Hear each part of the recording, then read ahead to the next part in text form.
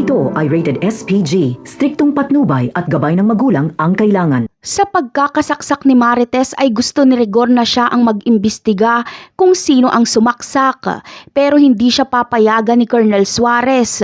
Ayon kasi sa kanilang rules ay hindi pwedeng hawakan ng isang pulis ang kaso ng malalapit sa kanyang buhay, lalo na ang kapamilya.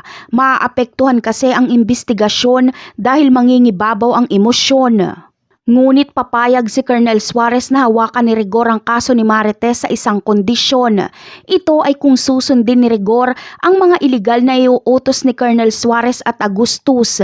Papayag dito si Rigor dahil desperado siyang makamit ang hustisya sa pagkakasaksak kay Marites. At isa pa ay pangangakuan siya ng malaking halaga, kaya may pangtustos na siya sa mga luho ni Lena.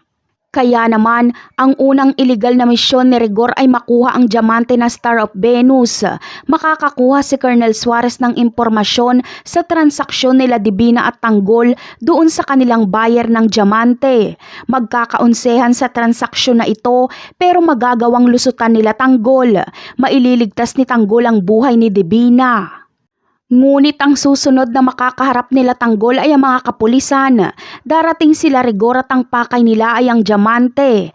Pero palpak ang unang utos ni Colonel Suarez kay Rigor dahil hindi nila makukuha ang diamante at malalagas pa ang kanilang kapulisan. At matatamaan na naman si Rigor, pero sa pagkakataong ito ay si Divina ang makakayari sa kanya. Kaya abangan na lang natin yan. Bye!